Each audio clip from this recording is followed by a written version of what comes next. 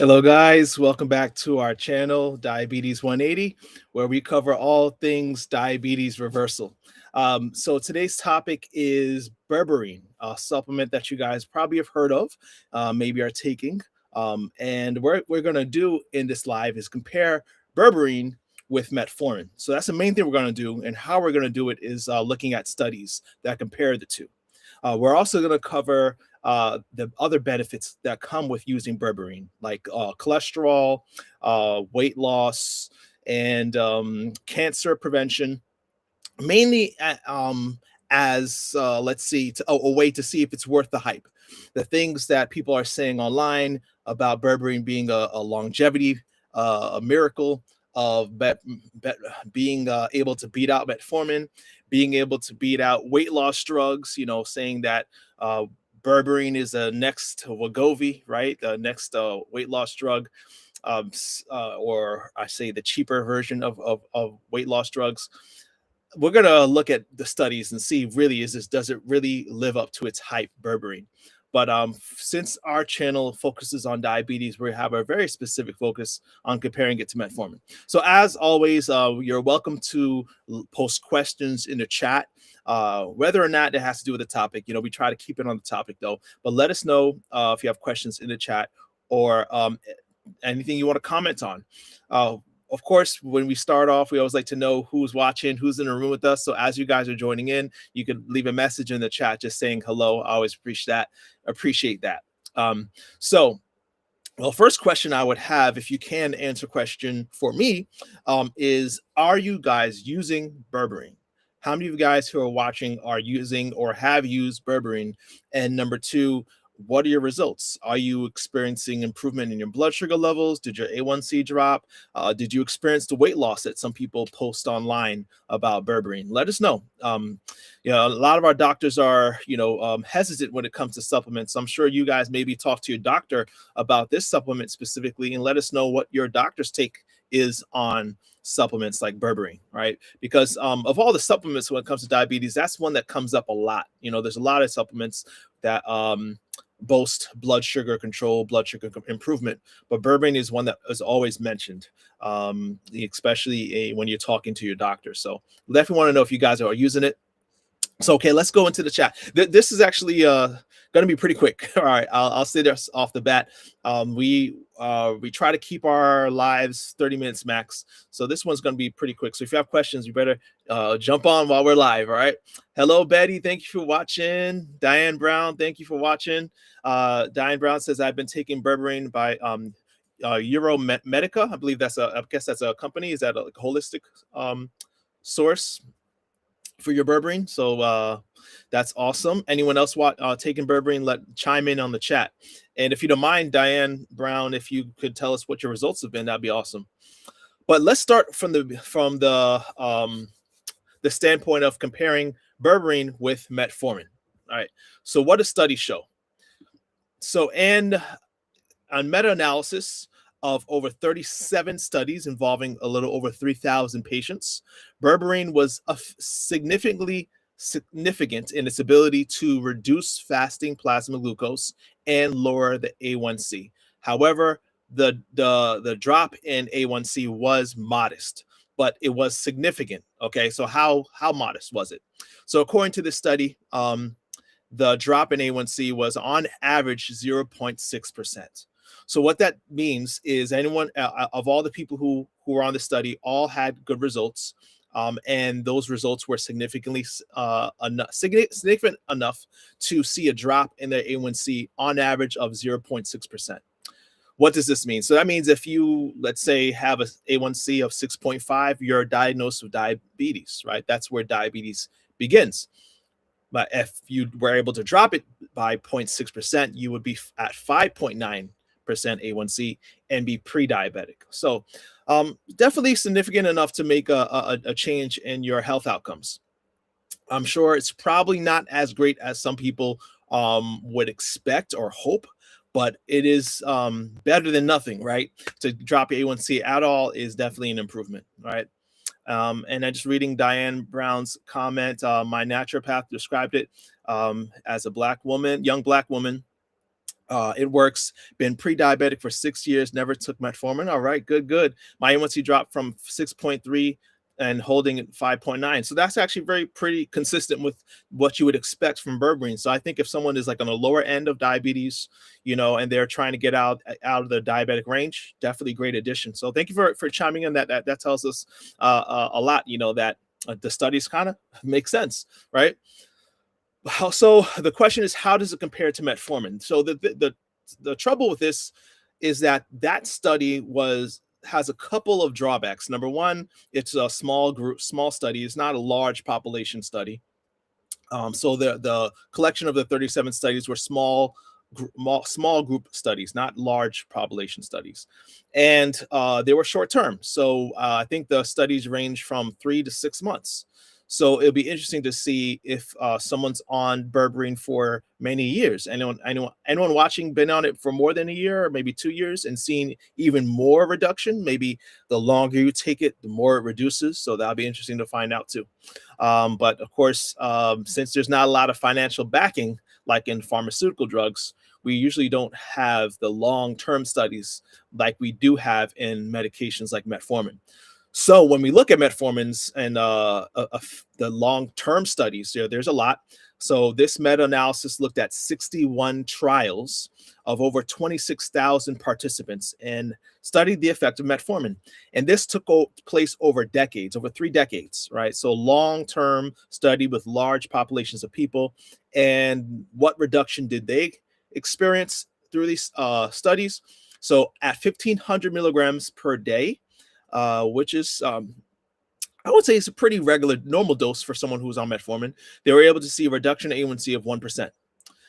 If you go to the maximum, usually you don't usually see a dose more than 2,000 milligrams a day, but 2,000 milligrams a day led to reduction in these studies of 1.5 to 2% in their A1C. So definitely better, but again, it's kind of confounded with the fact that this study took place over a long period of time versus with berberine being a shorter period of time in the meta-analysis study that we looked at. But there are studies that show the comparison between metformin and berberine head to head, and that's what we're going to look at now. So what happens when we put people in a randomized placebo-controlled blind study to compare metformin and berberine? Let's look at what the study says. So in this study, they looked at 90 participants, so not a large group, but pretty significant though. And they put one group on berberine at 500 milligrams twice a day, and another group at 500 milligrams of metformin twice a day. And the study lasted 12 weeks. Let's see who won, right? And after 12 weeks of comparing the two, there was really not much of a difference, but still a drop. So berberine being at 0.31% drop in their A1C, and the metformin being at 0.28% drop in A1C, right? And of course, this is over 12 weeks, so a short period of time. I'm sure if they went on longer, they'll continue to see results. But it's interesting though, right? I don't know if that's interesting to anyone else that metformin and berberine had similar results to when it comes to dropping their A1C. All right. Betty asked, how do we know which brands to buy? There's so many brands out there. We're going to have a special note on that at the end for sure, because that's the next question we have to ask. Okay. And thank you for letting us know. Diane says that 500 milligrams 2 to 3 times per day is how she used it. And that's pretty consistent. Usually a dose of 1,500 milligrams to 1,000 milligrams a day is what's used in these studies. So at the end, I should mention this. At the end, we're going to talk about the dose that's effective if you're using it for diabetes, and the dose and how to I guess screen out the supplement companies that we don't trust. Okay, so definitely make sure you're watching to the end. Now, of course, there are many of us who are trying to avoid medications, right? We don't want to be on metformin, we don't want to be on statin drugs. So if you're looking at metformin and berberine for blood sugar lowering effects, of course, it looks like it's pretty comparable, but metformin, of course, has more side effects. Even at high doses, berberine's side effects are usually just limited to abdominal discomfort. Okay, for the most part, very harmless, if not uncomfortable side effects that usually get better with persistent use.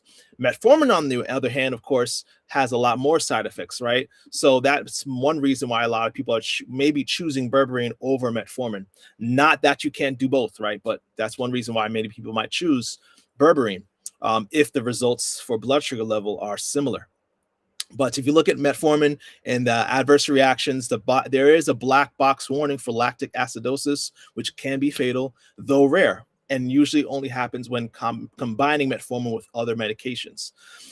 There's other serious reactions to take note of, like anemia, liver toxicity, and of course, your more common reactions like diarrhea, nausea, vomiting, upset stomach, that indigestion that comes with metformin use that maybe many of us are trying to avoid. So we'll choose the berberine option. Of course, again, the studies that we have for berberine are short term, they're not long term studies, but so far, so good. And from what we're hearing from people like Diane in our chat, they're seeing results. They're seeing some good results, right? But if it was just blood sugar levels that's improving, then you could say, okay, well, I got to weigh the pros and cons, but there's more than blood sugar benefit when it comes to berberine. Berberine is actually good at another thing that's important when it comes to our health and our hope for longevity, and that's its ability to lower cholesterol. I should say this, the reason why I guess when you're thinking about the mechanism of action, why it works is because it activates AMPK. We talk about AMPK a lot in this channel. We've had lives dedicated to just discussing it, but AMPK is an enzyme that basically turns on fat burning. It puts the body into fat burning mode instead of fat storage mode, right? We go into energy conservation, into energy use. So if you have blood sugars that need to come out of circulation, AMPK is going to take those blood sugars out of circulation and put them in our cells so they can be burned for energy. If there's extra fat stored and tissues not designed to store excess fat, the AMPK is going to start burning that fat storage, right? So that's why berberine works so well, and metformin, because they activate the same pathway, AMPK, right? That being said, there are other things that it does well. Berberine is very good at lowering cholesterol levels. So why it works, or how it works from lab tests on animals and Petri studies, is that it increases the receptors for LDL grabbing capacity. Okay, so there's receptors on our liver. The liver does a lot of things. One of the main things it does is to grab circulating LDL. So we know we don't want extra LDL cholesterol. That's the harmful cholesterol that can clog up the arteries and lead to heart disease, right? We don't want that.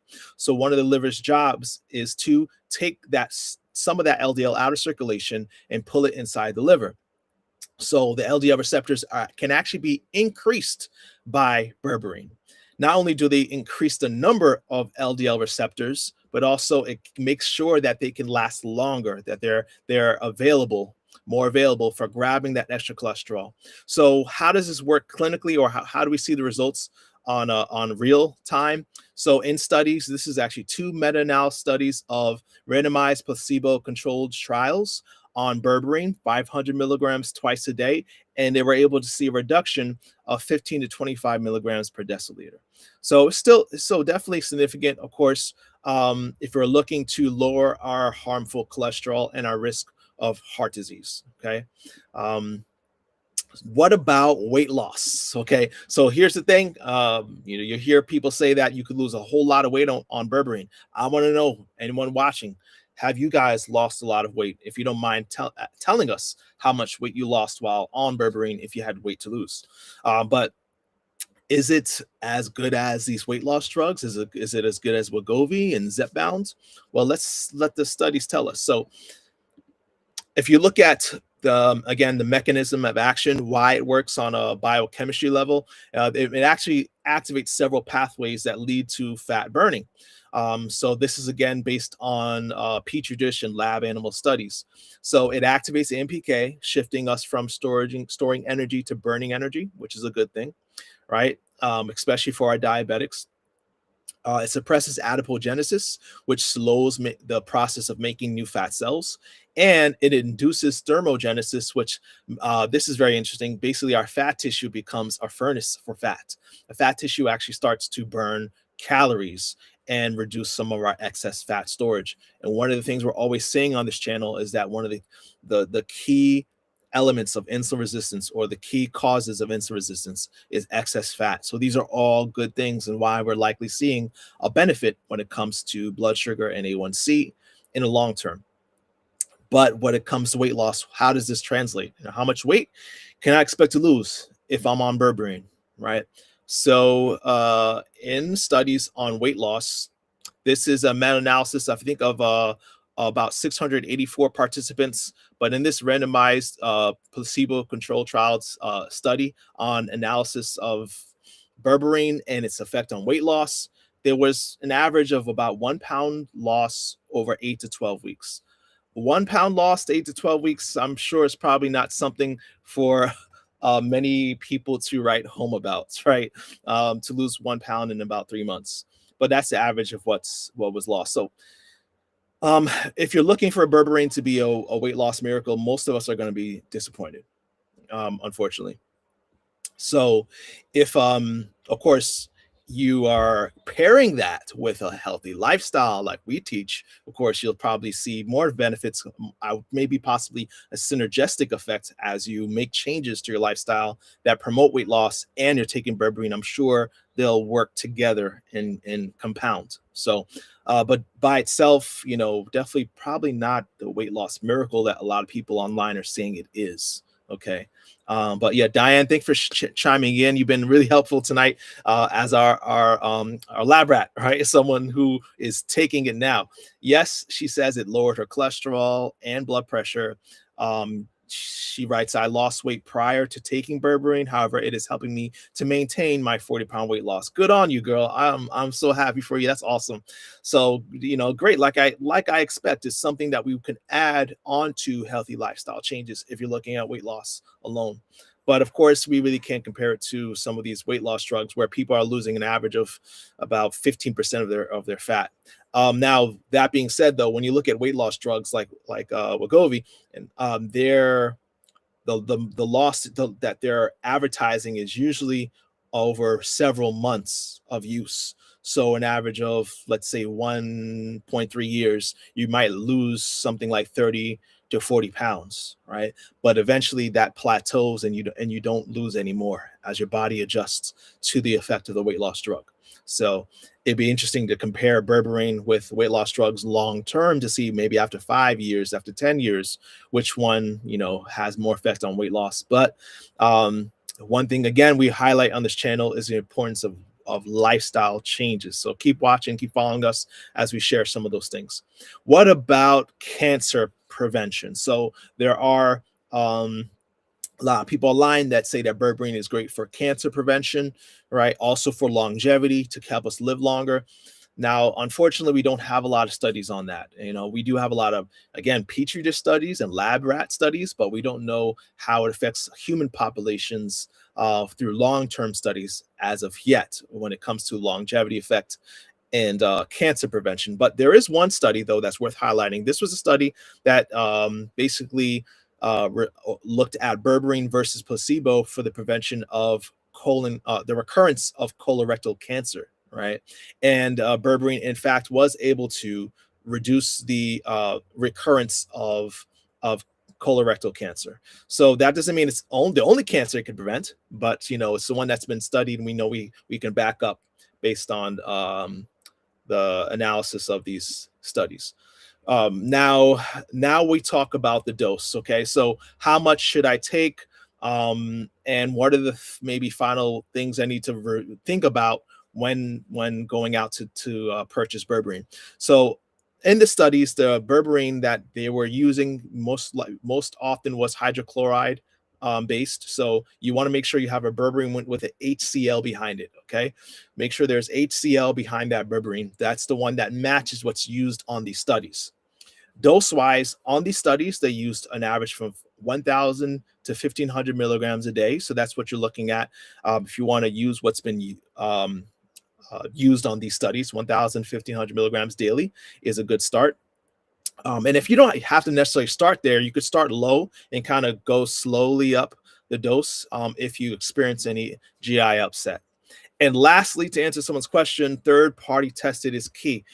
What that means is that company has been vetted by third-party companies and been certified, okay, to be reliable, right? So you do have to do your research, look for companies that are third-party tested, right? I do have a list if you want to reach out. I don't think I have that on the links, but third-party companies. But you want to make sure you're getting a reliable source, because unfortunately with berberine supplements, just like many supplements, you don't know what you're really getting. There are, and I talk about this a lot, there are companies that actually look inside the bottle, right, and see what is that and test what's actually in the supplements. And sometimes there's absolutely no berberine at all. None. It may advertise 1,000, 1,500 milligrams, 2,000, I don't know, and there's none in there. There's some companies are really fooling us and deceiving us because of the poor or lack of regulation. So you really don't know what you're buying when it comes to supplements, not just berberine, but supplements as a whole. Sometimes it exceeds the upper tolerable limit. There's actually more than what they're advertising in there, which could be a problem too. So you want to get a company that you know has been tested and been proven to be a reliable source of berberine. Okay, third party tested, dose wise 1,000, 1,500 milligrams a day, and make sure it's a hydrochloride based, HCl behind the name. All right, that all being said, if you are like me, I like to know where the foods come from, or I should say these compounds, because that's what berberine is. It's a compound. It's something that's been isolated from a plant, right? And berberine is found in many plants sources. It's been used for thousands of years in Chinese medicine for many things, right? But I'm always curious, where does it come from? So there are foods sources of berberine. The one I want to highlight is barberries. So golden seed is one, barberries is another, but barberries you could find on Middle Eastern markets. And I'll just put this picture up here. So we a few weeks ago or several weeks ago, we talked about different foods, herbs, and spices that help improve our blood sugar levels, right? And barberries was one of those foods. So barberries in just 1 tablespoon twice a day or 1 teaspoon 3 times a day, not only are you getting the full effect of what's found in these medications, but you're getting a synergistic effect. What I mean by that is when you take food as God designed it, you're not just getting one nutrient or one compound, you're getting a package deal. And often the collection of those nutrients actually work together to have, again, a synergistic effect. They compound and give you better results than each compound or component of that food by itself, isolated. So it's always a good idea to make sure we prioritize including healthy promoting foods over supplements. So if you want a copy of this list, we do have it on PDF download. So you could scan the QR code for this list, and this is just the first page of a list, a long list of foods that have benefits for our blood sugar levels. So if you can't scan the QR code here, I do have it in the description section in this video. So check the description section. I believe it's titled "Free List of Herbs, Spices, and Foods for Blood Sugar Lowering" or something like that.